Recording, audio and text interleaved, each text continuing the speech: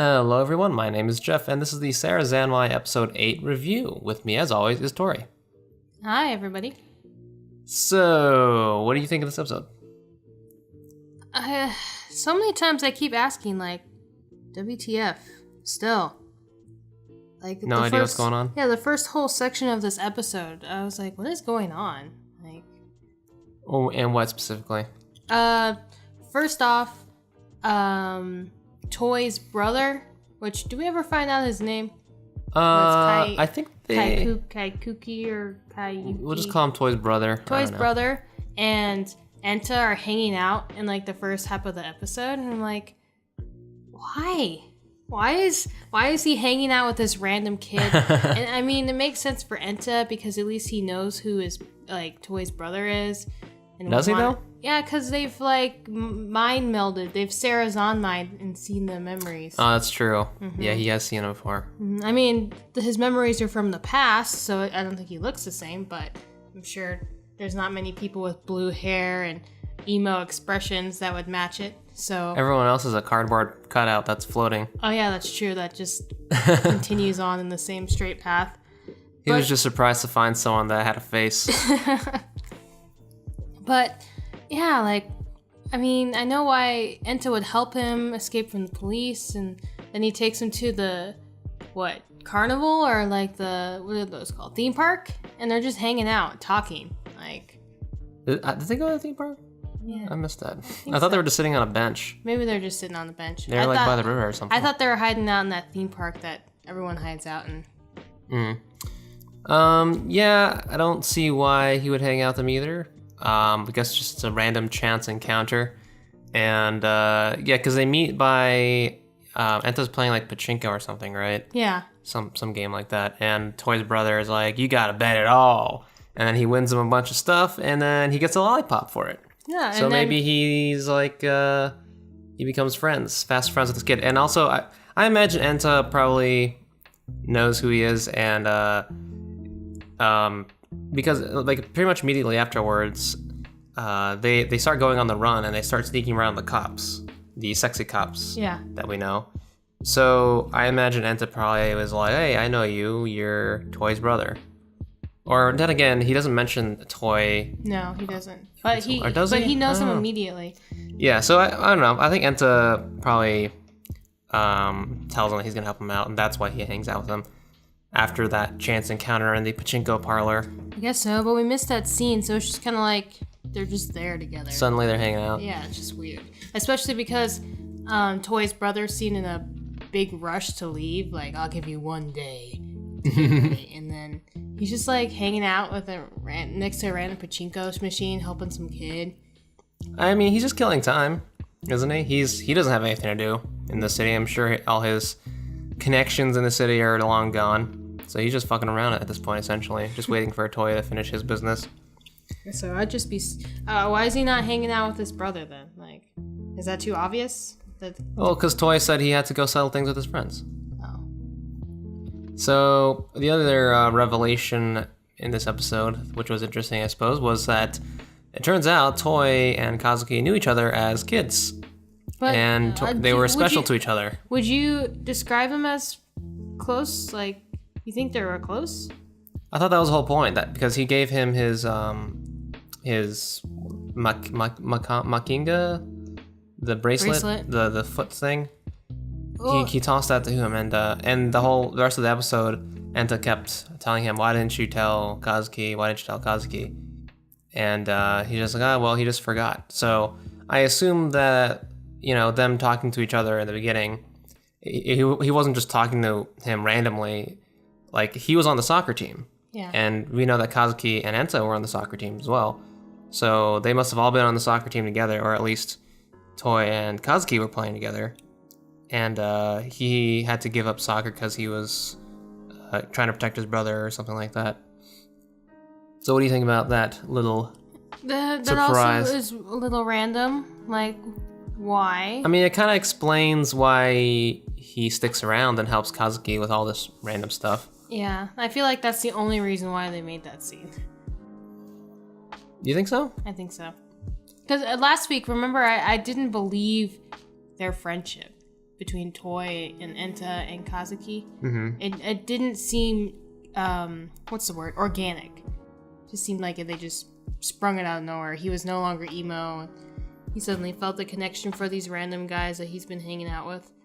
So I think that scene was added in just so that people like me will be appeased, but I'm not. I don't know. I mean, I can see why.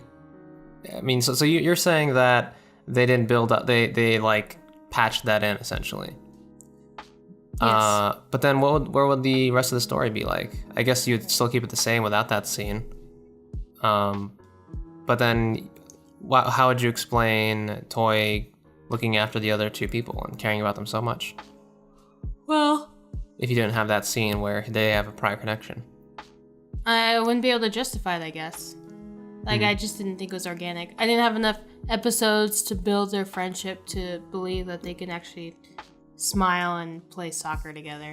But I guess it makes sense that he would play soccer with them because it would be like the old times. But why wouldn't Kazuki remember that? If that was such a big, like, thing to give him that bracelet.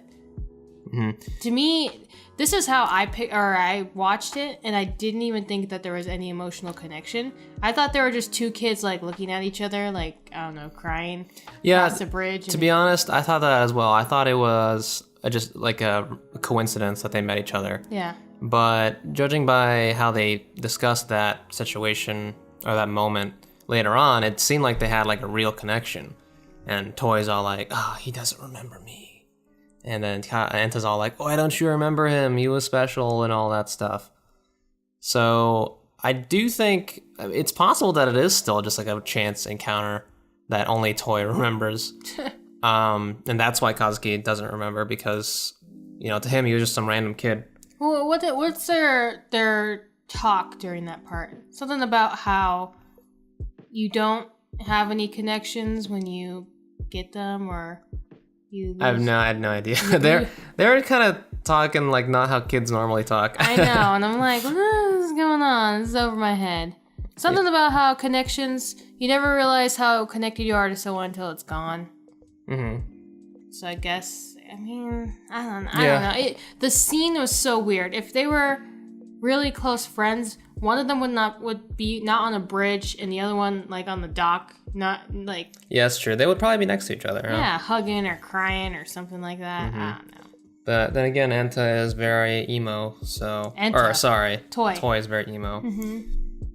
So I guess that's a mystery then. I mean, we can only go off of what's implied because I don't think they ever directly say that Toi and Kazuki had a strong connection. They only ever say, like, Enta is just like, why did you forget Toi? And Toi's like, oh, of course he'd forget that. But we don't really see anything concrete from that relationship. So maybe it's something that they're building up to again. Or maybe they're just two strangers that met each other. And then, okay, my other question is, Enta has the same exact bracelet, right? Yeah, or at least something similar. Similar? Okay. I think the bracelet is, I don't know, the significance of this bracelet. I thought it was more significant between Enta and Kazuki. Like, I thought they both got it together. I think that's more believable than randomly Toi just throwing it across the bridge to Kazuki, and he's for some reason keeping it.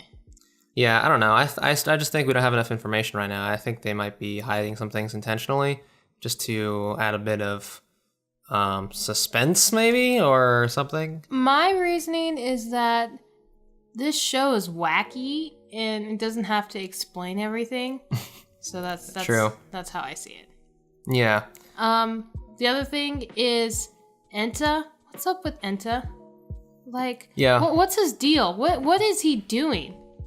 Yeah, we still don't get a concrete answer as to why he betrayed them. Yeah, and we can only guess as to why so far. Maybe again, they might be revealing that in a later episode, but for now, we can only guess at what the reasoning was, and so we don't really know his deal. Like I speculate it's because he was jealous of Kazuki and basically. Yeah, Kazuki and Toi becoming closer, and Kazuki, doing all these things for Toi, so he's like jealous or something. Well, but then afterwards, Toi ends up leaving And then Enta finds out that maybe Toi and Kazuki had a relationship, so then Enta goes back to Kazuki and is like, oh, I want to help you and Toi out suddenly. So, yeah I don't really understand that. Wouldn't that make him more jealous? Yeah. I don't know. Because, okay, I said this last episode too, that all of Enta's words and his actions were all straightforward. It seemed like he really wanted to help Toi, and that's what Kazuki wanted too. They wanted to help him out, and they were having fun playing soccer together and cleaning up the mess that Enta did. They didn't explain that either. Yeah, that doesn't really... I guess him making that mess would delay Toi actually being a part of the team? Anyways, I don't know. Still no answers. Yeah, I don't know. And even just him helping out his brother. If he really wanted to get back at Toi, he would have just been like, F you, Toi's brother. Like, you figure out how to get this out of yourself. Mm-hmm. And he's helping him out, and he's telling this to Toi. So I don't get, why he stole the dishes. It doesn't make sense to me narratively. And I guess he's dead, so maybe we'll never know. Yeah. I think he's gonna live, though. Yeah, that scene, I felt a little bit shocked, but at the same time, I think there's a way that they'll pull him back from the edge. If he stays dead, that would definitely be something else. I mean, maybe the point of it all is that, real people aren't so simple. They're complex, they change their minds, especially kids at their age, they go through a lot of shit. So Enta's probably the most volatile in that sense, where he's he's jealous about Toi, but then once he learns the truth, he wants to help him, and he wants to go to Kazuki. And his last words to Kazuki were I couldn't even say it as a joke. I hate you. And then he dies. So does that mean that he does hate him? Does he hate him in the same way that Kazuki hated his brother because his brother got ran over and stopped him from seeing his mom? But I don't know. Yeah, it's pretty not straightforward. All this is. Yeah, and I took it as that he wanted to say I love you, but then to disguise it, he says I hate you, but he says I can't even joke and say I hate you. Oh yeah, that's how I read it. Oh, so it's like he likes him so much that he can't even joke about saying that. Oh, okay. Mm-hmm. But yeah, I don't know. Enta's a weird. Yeah, I don't know. He's kind of like the character that they just throw in to add random drama. Random drama. Yeah, his motivations are not as clear cut as the other two characters are, and his actions are also not as clear cut. The other two make more sense, even though Kazuki does some wild stuff. You can kind of see why he's doing it. Yeah. And same with Toi, although to a lesser degree, he's even more straightforward than the other two. But I guess we could also talk about the otter cops. Let me just bring up one last point before we move to the otter cops. Sure. So the last episode, we ended with the Sarazanmai, where it's revealed that Enta was destroying the soccer park or whatever, and he stole the dishes of hope. Well, wouldn't they have had to walk home or get on the little rickshaw with the prince, and they would have talked about it, right? Well, we don't confronted him. We don't really know. Maybe we don't know what happens after the Sarazanmai. As far as I recall, in the past, after the secrets are leaked from their minds, they kind of just teleport back to the real world, back to where the Kappa Prince statue plaza is. Yeah. So the same thing could have happened, and in my mind, I think Enta just kind of booked it and ran away and didn't explain himself, because it seems like that's what happened. Because Kazuki is still pissed off at him and all that, and we don't really see what happened. So probably nothing important happened. Probably Enta just ran away. I guess so. It's stupid. I'm glad Kazuki punched him, because he's an idiot. I wanted to see the punch. I hate it when they show up, he pulls back for an intense punch and they don't even show you the fist connecting to face. Come on. It's too violent. Don't pussy out. It's too violent. This show has weird shit in it. I want to see violence. He gets shot. Blood gets on his glasses. All they want to show is people going up other people's asses. That's as far as they want to go? Yeah, it's as far as the anus can go. What? Okay. So the otter cops, the sexy otter cops, we find out why they are in control of everything, because they have these otter pins. They just slap them, they just flick them on their shirt, and they do whatever they tell them to, basically. It's kind of a cop-out, if you ask me. Good one. But anyways, that explains why they could just do whatever the fuck they want. And they in this episode, we also see that Enta watches these otter cops shoot the thug that was trying to avenge his brother, which I assume is the guy that Toi killed on accident, and Toi's brother took the fall for killing.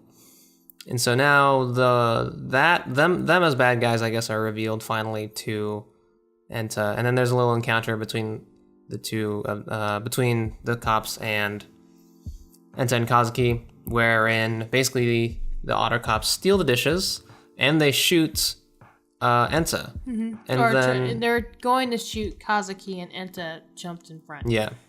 So I have a couple questions. Do they have 5 dishes? Because in the box it looked like there was 4, and then when the otter cop was holding them up, they only had 4. Don't you need 5 dishes for a wish? Yeah, so I guess in the previous episode, when Enta ran off and all that, maybe the other guys ran off too, and they never got their last dish of hope. That's my theory. What other guy? Toi and Kazuki. They didn't stay behind to get the dish of hope. So where's the 5th dish then? Probably still with Kyoto guy, Prince dude. Oh. Up his ass still. Oh, you're saying he didn't distribute that? Yeah. Oh, well, I was thinking maybe Enta hid it.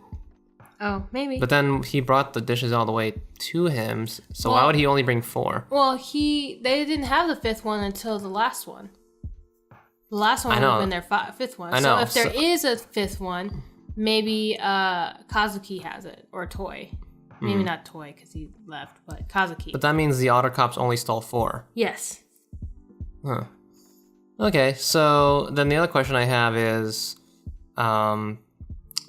they shoot Enta. Does that mean Enta is gonna become a Kappa-zombie?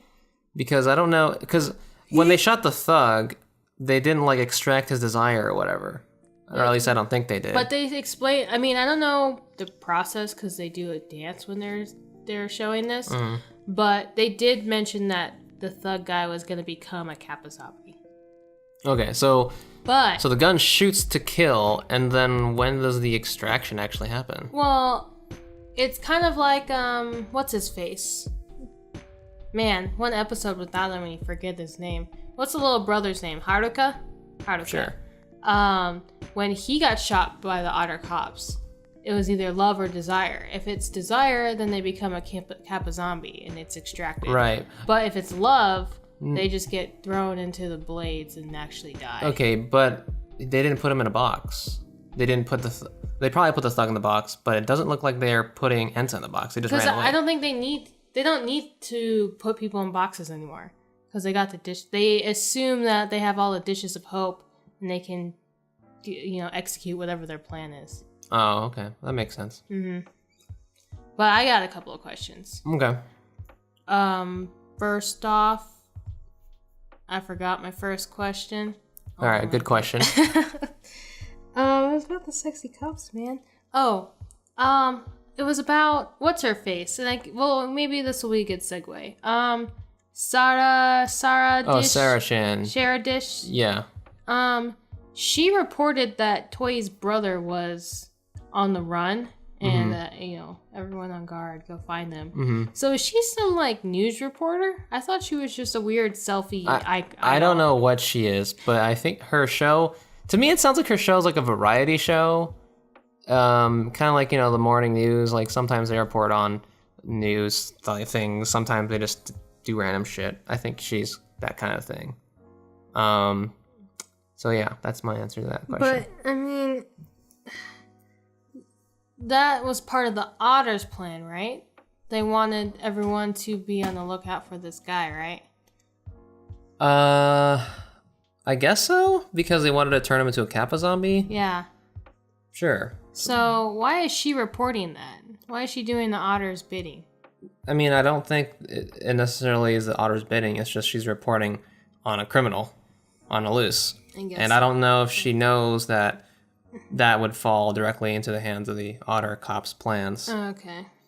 The question that I have is, so Sarah and the Kappa Prince are actually working together, it seems like. Uh-huh. And they have a machine, comes out of nowhere, from, I don't know, Kappa technology, where you put someone in there and then they freeze them, and that way you can capture them alive. So with Sarah working with Kappa Prince, does that mean that Sarah is definitely a good person? Or is it possible that she's evil? And, there's that funny scene where, she accidentally pours pepper on the soup and then she freezes the Kappa Prince. Could that be on purpose? I don't think that was on purpose because that was just a comedic scene? Yeah, he was facing the opposite way. So if she was really evil, she would have just pushed him in. No, but she's so smart and evil that she's able to orchestrate a loose pepper shaker and make it seem like she pushed him in on accident by sneezing. But would it matter? If she's good or bad? No, I mean if she pushed him with a pepper shaker or just pushed him in directly. Because he went into the machine and, I don't know how much you could see after that. And she could just be like, oh my gosh, I'm sorry. So I think... It matters to the viewer who thinks that she's a good person.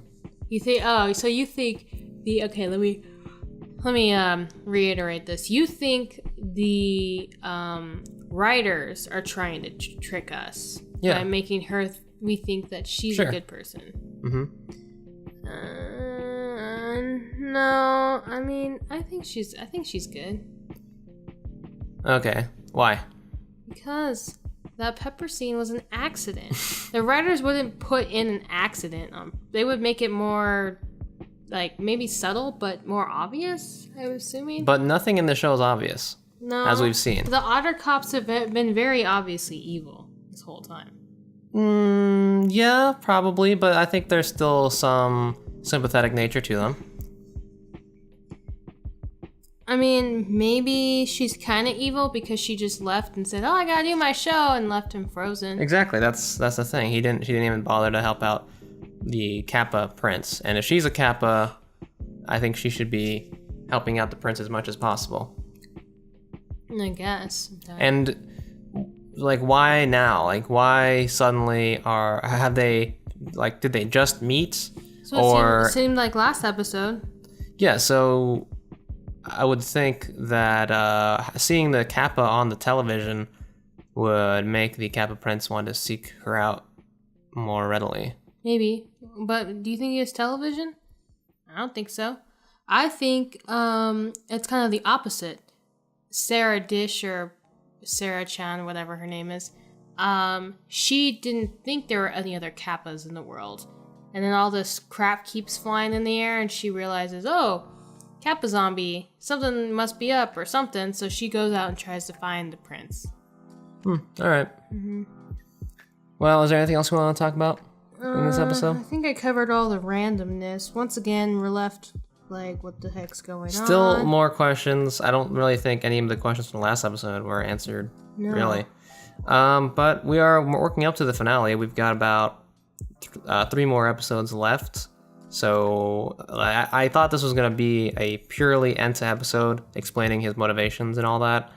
But it ended up being a mixture of everyone, mostly. It was kind of an Enta, Toi's brother, and Toi episode, which was interesting.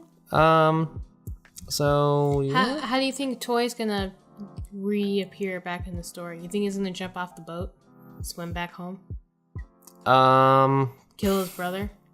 I don't know. Maybe Kazuki calls him and he's like, hey, I really need you. And then Toi has to make a decision between going with his brother or helping out Toi and Enta, Kazuki and Enta. And maybe he chooses to help them. And his brother's just like, okay, see you later. See ya. Yeah. Okay. I imagine Kazuki's gonna like yell on the phone, Enta's dead! And then he's gonna be like, oh no. Anime tears. Mm-hmm. Okay, well, I hope you guys like listening to this. If you like to, you know what to do, then we'll see you guys next time. See you next week. Bye.